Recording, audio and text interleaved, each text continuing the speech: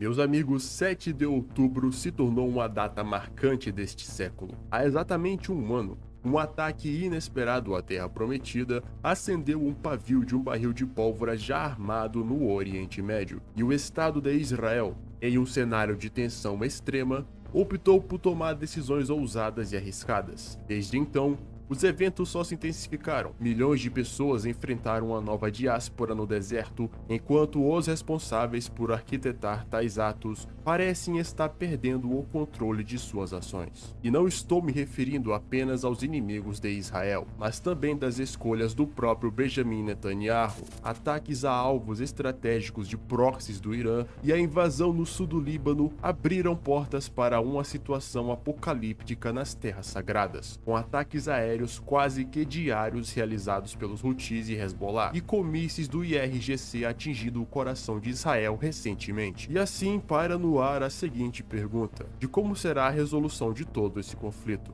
Hoje, então, vamos analisar como as últimas ações perpetradas pela IDF e de outros atores geopolíticos estão levando o conflito mais longo do Estado de Israel para uma possível tragédia de proporções apocalípticas no Oriente Médio, bem como das possíveis alternativas de caminhos a serem tomados e das sérias consequências trazidas à geopolítica mundial, que são dignas de um prelúdio para uma guerra total.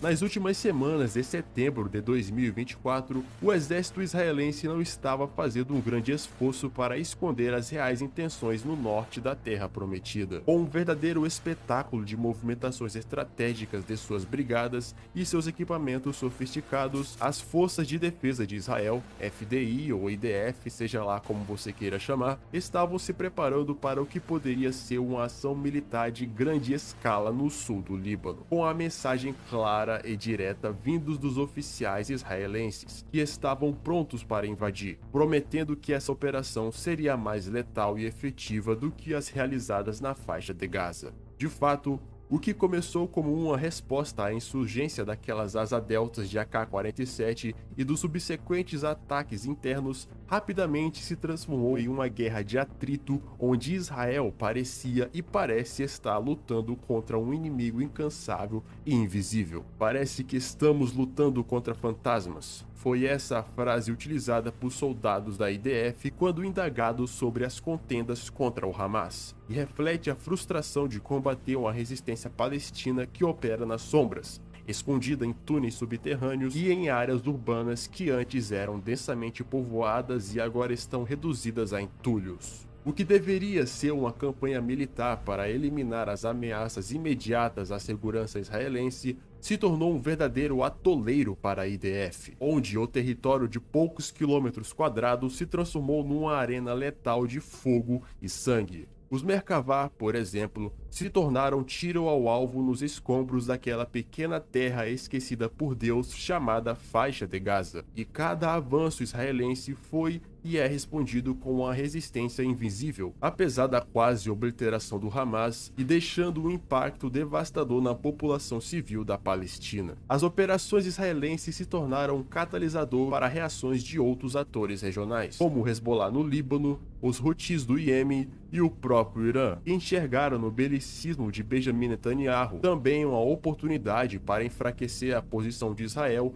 e, obviamente, de quem banca toda essa brincadeira, os Estados Unidos. Apesar da forte influência de Washington na geopolítica do Oriente Médio, Tel Aviv agiu de forma independente ao longo do conflito, conduzindo operações com pouca interferência externa, ou ao menos é isso que vem ao público, e que causaram impacto nas relações internacionais, como os ataques aéreos que culminaram na eliminação de seus inimigos, como o comandante da Guarda Revolucionária em 1º de abril, o líder do Hamas, Ismail Haniyeh, em 31 de julho, e fora os ataques aéreos incessantes e a perpetração de outros atos não só a alvos estratégicos, se é que você me entende bem, a explosão de pagers e no mais audacioso dos ataques que culminou na recente escalada da tragédia no Oriente Médio, a eliminação de Said Hassan Nasrallah, líder da organização xiita político-militar Hezbollah, no Líbano, em 27 de setembro. Como sempre, Israel continua eliminando potenciais sucessores dessas forças mencionadas, e deixaram a entender que esse último ataque ocorreu como uma espécie de chamariz a dobrar a aposta no Oriente Médio. Isso tudo após o discurso de Netanyahu ser literalmente ignorado no plenário das Nações Unidas. Logo, aquele buraco deixado em Beirute presumia tanto uma aposta custosa quanto o que parecia ser a vitória estratégica israelense sobre seus inimigos, que agora estariam vulneráveis, o que deu luz verde para a IDF iniciar sua operação no sul do Líbano em 30 de setembro, com a premissa de que a incursão iria durar algumas semanas, a fim de concluir a tarefa de destruir e neutralizar infraestruturas da Rádio One, a tropa de elite do Hezbollah, nas aldeias adjacentes à fronteira no norte da Galileia. Por um breve instante, o silêncio reinou no Oriente Médio. O Irã e seus proxies aparentavam estarem finalmente acuados e desmoralizados. E o próprio Bibi, em um gesto audacioso, veio a público para provocar abertamente o Irã, dirigindo-se à população persa com os seguintes dizeres: não deixem que um pequeno grupo de teocratas fanáticos esmaguem suas esperanças e seus sonhos. Eu sei que vocês não apoiam o Hamas e o Hezbollah, mas seus líderes apoiam. O povo do Irã deve saber que Israel está com você. Apesar da confiança abrupta de Netanyahu em ultrapassar linhas vermelhas, o que havia chegado em Tel Aviv fora a confirmação de que os iranianos estariam preparando uma dura resposta àquelas declarações. E naquele 1º de outubro de 2024, o mundo assistiu atônito enquanto a resposta iraniana era concretizada pela Operação Promessa Verdadeira 2. Desferindo um duro golpe de mísseis balísticos sobre o território de Israel. Enquanto as trombetas tocavam nos céus da Terra Prometida, a tormenta de fogo persa pegou de surpresa a sofisticada defesa aérea israelense, que com seu domo de ferro e seu estilingue de Davi, não conseguiram conter a intensidade do ataque de mais de 180 mísseis balísticos iranianos, como os Shahab-3, Hiber Shakan, Khorramshahr e os novos hipersônicos Fatah 2. Que atingiram diversas infraestruturas e bases da IDF em todo o seu território. Dentre as bases atacadas estava a de Nevatim, localizada no deserto de Negev, e onde estavam instalados hangares de proteção dos caças F-35 de Israel, que fora atingida com a chuva de mísseis balísticos iranianos com ogivas de explosão aérea, projetadas para espalhar estilhaços em um raio de grande alcance, eficazes contra alvos leves como as aeronaves militares. Em Gaza, os palestinos presenciavam atônitos e celebravam, enquanto o flagelo do Ayatollah caía impiedosamente sobre o Estado de Israel. Celebrações essas que se espalharam no Iraque, na Síria e nas praças da própria Teherã, onde multidões saíram às ruas em apoio ao ataque iraniano. E o mesmo Netanyahu que se dirigiu ao povo iraniano dias antes, retornou ao mesmo público aparentando estar tremendo de medo a fim de negar o inegável, de que o Irã estava de volta ao jogo. Naquele momento icônico da geopolítica do Oriente Médio, reverberou-se pelo mundo a declaração do presidente iraniano Masoud Pezeshkian, que disse o seguinte: em busca da reconciliação e segurança para o Irã e toda a região, respondemos de forma contundente às provocações do regime israelense. Essa ação foi uma defesa clara dos interesses do Irã e de seus aliados. Benjamin Netanyahu sabe muito bem que o Irã não é uma nação beligerante, mas sempre estará preparado para reagir a qualquer ameaça. O que ocorreu é apenas a ponta do iceberg. Não se aventure em guerra com o Irã.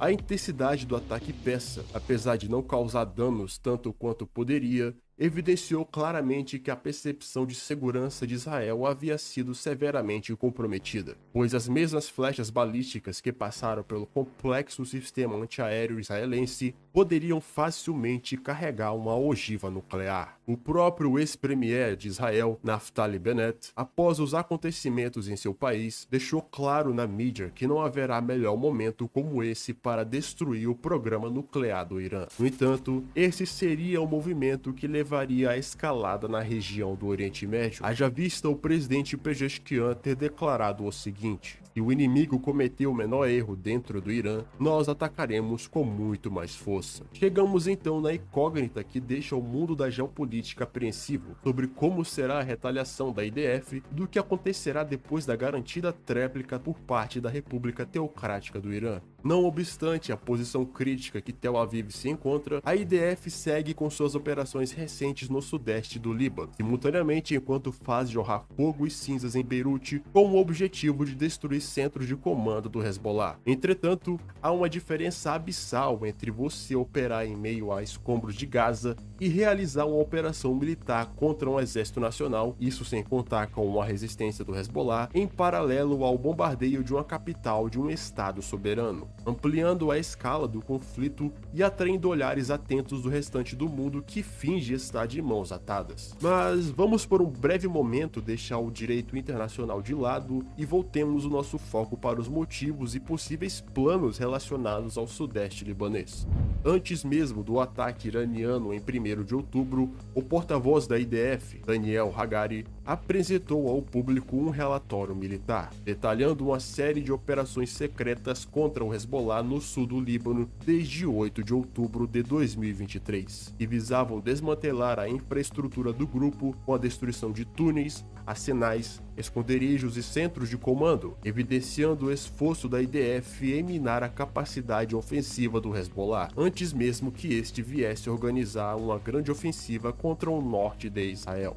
Ato este é o que Hagari chamou de plano para a conquista da Galileia por parte do Hezbollah, ao apresentar um mapa estratégico encontrado em uma dessas operações, contendo alvos israelenses e rotas planejadas para um ataque em grande escala, o que reforçou a urgência das ações militares da IDF. Ao final do relatório, adveio de Hagari o comprometimento da IDF quanto à sua missão.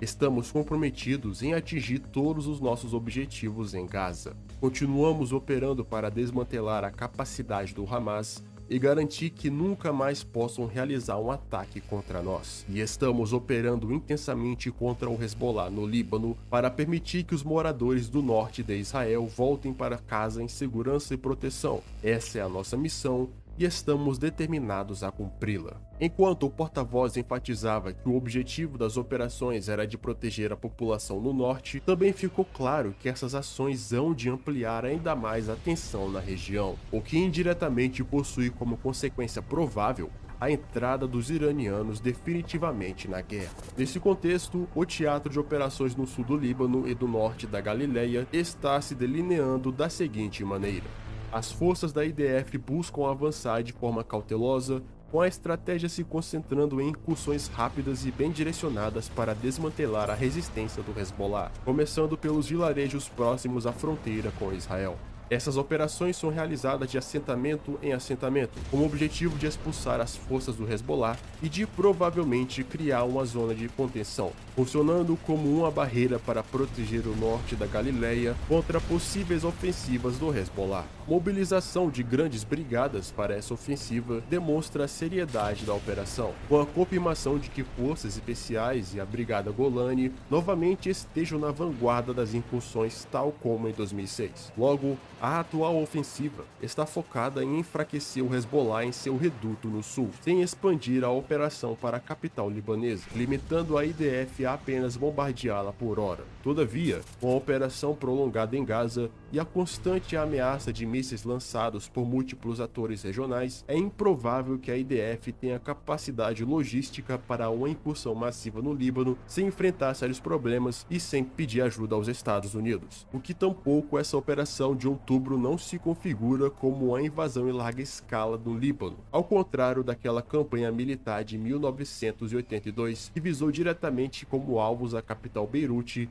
e a OLP. Uma das principais preocupações estratégicas desse novo teatro de operações é de evitar ao máximo a ameaça de milícias xiitas baseadas na Síria, que poderiam iniciar ataques contra as colinas de Golã ocupadas, abrindo mais uma frente de batalha e sobrecarregando as capacidades da IDF. O cenário se mostra cada vez mais complexo, não apenas para Israel no contexto diplomático, mas também para suas forças armadas, que já estão enfrentando um conflito prolongado digno de ser chamado de um verdadeiro Vietnã israelense. A IDF tem se mostrado meticulosa em sua nova operação terrestre, e mesmo sem gerar um grande alvoroço midiático, as escaramuças já estão em pleno andamento ao norte da Terra Prometida, com relatos e vídeos indicando que as forças especiais da IDF sofreram baixas significativas, além de perdas de equipamentos em confrontos diretos contra o Hezbollah. No entanto, sabemos que as forças terrestres de Israel são conhecidas por possuir a melhor tática de combate urbano existente na modernidade, e ela se chama ataque aéreo. É inegável que a supremacia aérea da IDF se mantém incontestável nos céus do Líbano, e tal como nas anteriores operações militares de sua história,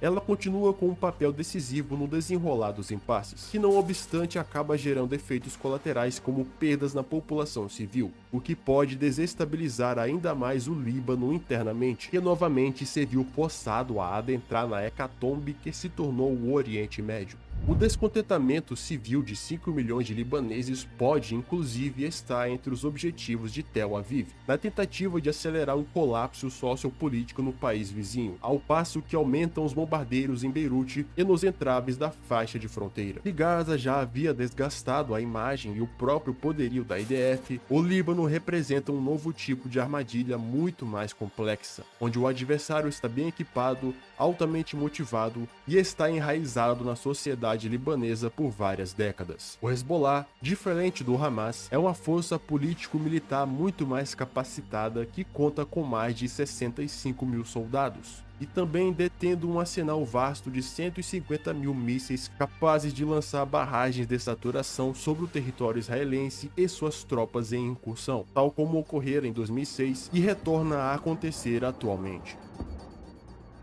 E o que vemos que se desenha agora é o confronto de dois proxies. De um lado, o Hezbollah, apoiado pelo Irã, e de outro Israel, fortemente alinhado com os interesses estratégicos dos Estados Unidos e sendo resguardados por este. É evidente também que a Federação Russa não permanecerá alheia a esse cenário, especialmente após o ataque aéreo israelense que atingiu uma de suas bases no território sírio. Putin, por sua vez, também mantém interesses estratégicos na região, equilibrando uma relação delicada entre Israel, ao mesmo tempo em que fornece sistemas de defesa para o Irã, tal como o sistema de guerra eletrônica Murmansk-BN e da recém-chegada defesa antiaérea em Teherã, os S-400, criando assim um jogo de influências e alianças que só aumenta a complexidade do conflito na região. Então, longe de ser apenas um combate convencional, o que acontece no sul do Líbano é o ápice de um conflito de interesses que ocorre na geopolítica regional, e todo o desenrolar dessa história poderá acontecer repetidamente, bastando apenas o ato de um dos lados beligerantes.